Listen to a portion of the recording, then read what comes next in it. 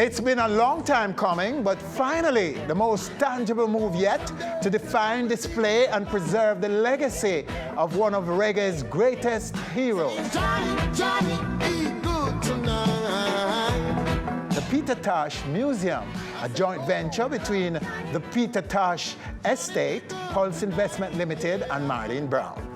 The museum is located at Pulse Center on Trafalgar Road in Kingston and will be inaugurated on Tosh's birthday, October 19th. With me right now to discuss this fantastic development in honor of the stepping racer are Kingsley Cooper, Chairman of Pulse Investment Limited, and Peter Tosh's former manager and friend, Copeland Forbes. Gentlemen, welcome. Kingsley, good to have you, sir. I see you're in good health. Yes, good to have you. Yes, it's wonderful. All right. Jump in and tell me, what did it take to get this museum done? Boy, years and years and years, and a lot of negotiation and a lot of determination and commitment, because having the artifacts is one thing. Yes. And of course, a museum is much more than artifacts. Mm-hmm. You know, it's a whole narrative in terms of the story, what the individual is about, what the individual represented, or whatever the theme of the museum is. Mm-hmm. And reflecting that in a way that visitors to the museum can understand and appreciate and relive the whole experience of this person's life or this entity's existence. Mm-hmm. So there is that. In this case, artifacts, very important for Tosh, given the fact that he was this famous Jamaican iconic musician and philosopher. So that's one thing.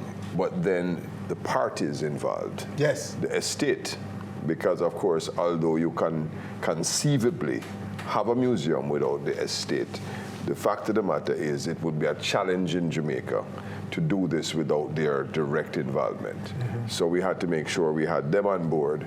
Marlene Brown, his wife, at the time of his death, key person, because a lot of the artifacts were in her possession. And she was also obviously very keen on making sure there's just something done to honor Peter's legacy in the same way that his estate was. Okay. And in the same way that we were, because we had put on Peter's last concert in 1983. Mm-hmm. So it's coming back from 1983. Who designed it? We were very fortunate to have the services of museologists, Art on the Loose, a Chicago-based outfit. And there is a strong connection between our consulting curator, Dr. Donna McFarlane, who is the curator of the Marcus Garvey Liberty Hall, that museum there in Kingston, in downtown Kingston, and the Art on the Loose group in Chicago. Then there is the whole business of bringing it to life and interacting with the persons who fabricate the displays, how you do the displays, the interactive stuff, the technology, and also just the general look and feel, and very importantly, the narrative, the story of this person's life. Okay. Copeland Forbes, sir. Are there any outstanding artifacts that are important for the museum? Well, the most important one that will be there for sure is the M16 shaped guitar. Okay. You know. So that's the biggie. Yes. That's the wow. You know. And I should tell you something, it's so funny, that guitar was created and done by a 15-year-old boy in California in 1983. And he brought it to the hotel where we were. And I was shocked when I was called downstairs, said, this guy have a gift for Peter. And I saw him with this long thing, and when I looked inside, first I thought it was a gun until I saw the strings. And I was amazed with it, and I took him up to Peter's room. And Peter saw it and couldn't believe. And the guy said to me, that Peter's music means so much to him. And it's about fighting to defend the freedom of his people. And since he can't fight physically, he should fight it through his music. Okay. And he started singing, we're gonna fight against apartheid. Apart from the guitar, what are some of the other pieces that we're going to... His unicycle. Mm-hmm. Yes, that is something that people will enjoy, and there's a whole technological animation that has been done between his images on the unicycle and the actual unicycle itself. Okay. So that's going to be interesting. Other guitars, things like his nunchucks, the karate sticks, tour jackets, quite a large number of artifacts. Interestingly, we have a display that has been donated to the museum or loaned to the museum, I call it a long loan by Copeland, right? Which includes, there's a crocodile bag that's made from an actual crocodile. I think I know that bag. Yes. some elephant tusks that, elephant tusks, yeah, when me and Peter was in Africa, we got. For Peter. Microphones that the Rolling Stones made. Some microphone that was never seen since 1978. You know, when we were doing the Rolling Stones tour. So the Copeland has his little corner in the Tosh Museum of artifacts that. So there's a Copeland corner. It's a Peter corner. But it's loaned to the museum by Copeland. He's credited? Is he credited? Yeah, we have to credit him. You know that would be the museum if we didn't credit him.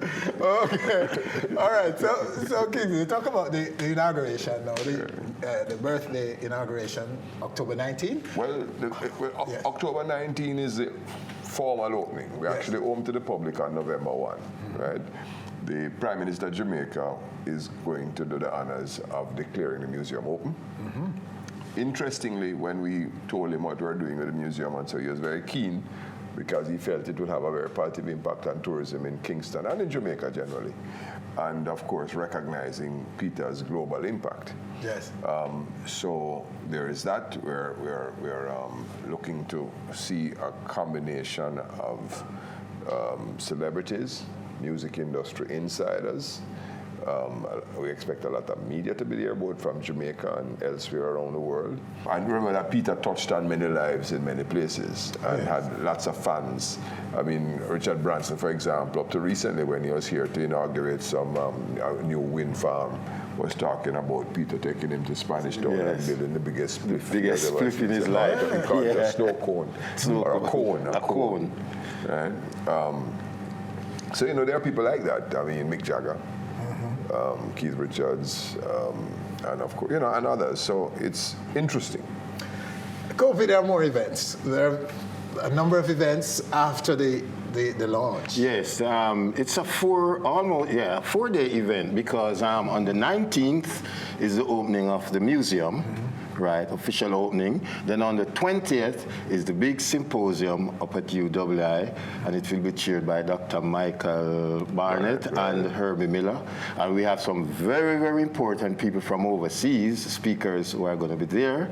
Professor Carter from Rutgers. Right. Who is both a Tosh scholar as well as a Martin Luther King scholar. Also Roger Stephens, who is probably the most noted archivist. Roger is coming out for it. He's coming for it, so it's a biggie. And then on the 21st is a big press conference, with international press and local press. On the 22nd, which is a Saturday, is the big reunification benefit concert. That is something no one should miss, because it's the first time since 1983 that Peter's backing band, Word, Sound and Power, are coming back together, to perform on it. And that's one of the greatest bands in the history of reggae music. Yes, Yes. They played at the last concert that Peter played, which was Super Jam, that Kingsley promoted. Yes. And it was a show that people still talk about until this very day. And this is happening at the Pulse Center, right? Yes, it is. 38 Trafalgar. Yes. Wow. And we have a very good array of artists. Well, if you are serious and you want to be a part of history, you get your tickets early. There'll be a significant invited audience because of all of the VIPs involved and so on. But there are tickets on sale as well. So, let it not be said that and although we have a 10,000 VIP ticket, we have a $4,000 general admission ticket. So any of Peter's fans can come to the show, but the tickets, obviously that number of tickets will not last very long. We have a very stellar lineup, you know, which includes people like Chronix, Itana, Luciana, Marcia Griffiths, and we have a special African artist from the Democratic Republic of the Congos named Mermans, who have recorded a lot of Peter Tosh songs. We have Kibaka Pyramid too. Yes. Right. Andrew Tosh. Andrew Tosh. Oh yeah, we couldn't leave out Andrew Tosh. And his son, Dre Tosh, which is Peter's grandson. So you're going to see 3 generations of Tosh there. Remember, it's the 40th anniversary of his first album, his second album, Legalize It, which has been, you know, sending tributes around the world with the legalization of marijuana. So there will be a celebration of that. 40th anniversary. Yeah. Everything has come together for the Prophet. Wow. At the same time. One last thing I want to say about the M16, which is an interesting point. If you see the old images, old videos and still images of Peter with the M16, you'll see a light brown guitar. Just before he died, he was going to go on this No Nuclear War tour in '87, and he had the guitar painted black because he wanted a more militant instrument to deal with this militancy of his work. And so the guitar you'll see now it's is painted. a black guitar. One. As a matter of fact, too, the little youth who was 15 at the time, his name is Bruno Cohn, he'll be coming to the concert. You know, he called me and said he's coming to the concert, he can't miss this occasion, and he created this. Gentlemen, I'm out of time. What a wonderful thing. Congratulations. Thank you so well much done, well done. for having us, Winford, and I'm and sure sharing with your viewers. Well, you know, our viewers will be glued, and we hope to be reporting on the whole week. Get up, stand up. Stand up for your rights. Get up, stand up. Don't give up the fight. All right, stay with us right here on stage. Still to come, Aishana.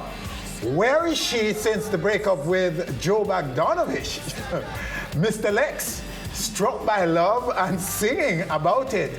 And Ricky Chupa, spearheads Haiti relief. All coming up right here on stage. We'll be back. You don't know what life is really worth.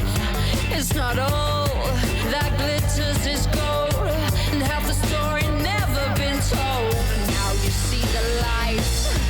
Gonna stand up and fight for your rights. Get up, stand up.